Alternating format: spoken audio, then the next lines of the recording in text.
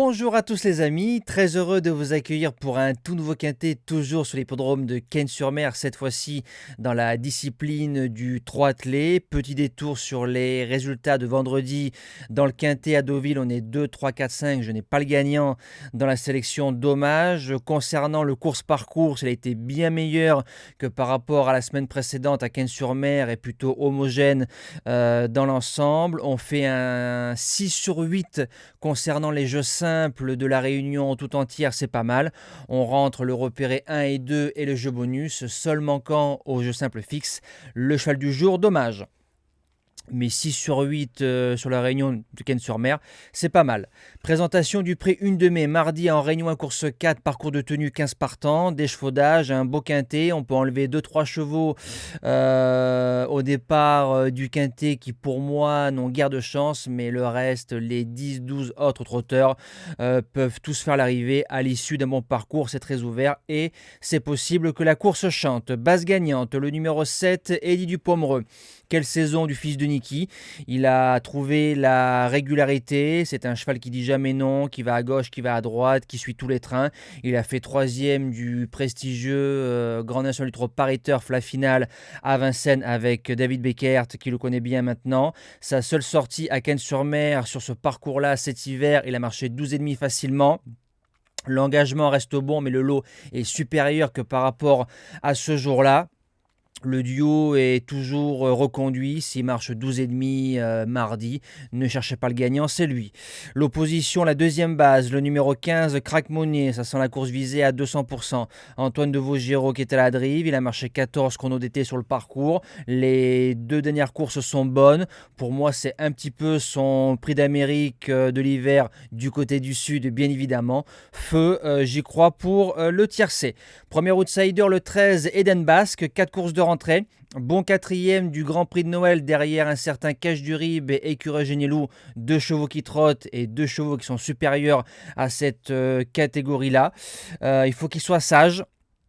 Je pense qu'il peut jouer le podium, c'est un bon cheval, il reste ferré, mais je préfère à la limite qu'il soit ferré parce qu'il reste délicat. Nico Hench qui est en forme et qui sera lui-même à la drive, à sa place au moins dans le multi. Deuxième outsider, le 9 Hélène, depuis 3 ans, 2 fois distancée, donc ça prouve son sérieux et sa régularité. Parcours de vitesse, parcours de tenue, elle fait tout ce qu'on lui demande. Jument qui commence à rentrer dans ses gains, mais suiveuse, besogneuse et courageuse. Déféré des 4 dans cette belle épreuve avec Romain Dorieux, ne doit pas sortir du quintet. En 5e position pour les chances, le numéro 14, Diablo de Caponnet. Alors c'est un cheval qui a joué un peu de malheur dans le prix Varennes, où on retrouve le gagnant Heidi Dupomereux que j'ai gardé, mais Fighter Smart et Évariste Dubourg que j'ai pas gardé dans cette course-là, parce qu'il faut faire des choix. Il aurait pu finir beaucoup plus près, l'engagement est parfait, il a pour lui sa maniabilité, toujours très important sur des tracés spéciaux comme Cagnes-sur-Mer. Pour les chances, c'est oui. 6e position, le numéro 11, Faradeco, qu'on connaît bien, on l'a touché plusieurs fois cette saison, dont le GNT d'Amiens. C'est un peu une jument d'une vie. Quand on touche une Faradeco, plus de 400 000 € de gain, elle va à gauche, elle va à droite, parcours de vitesse, parcours de tenue. Dans une ligne droite, elle aussi, elle ne dit jamais non.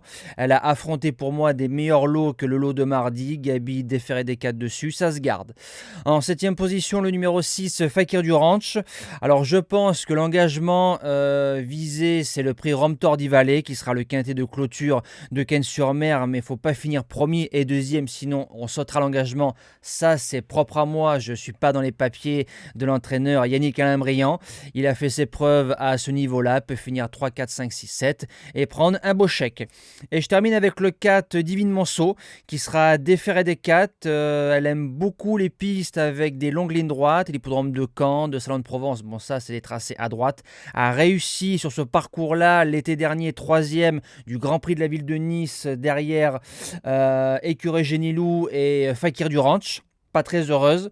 On met Gwen Juno, qui est l'une des meilleures mains de Cagnes-sur-Mer. Faut rien faire de la course. Faut faire 200, 250 mètres. Faut la sortir au bout de 100 mètres de ligne droite, si c'est le cas. C'est une jument qui finira à fond et pourra prendre la meilleure allocation possible.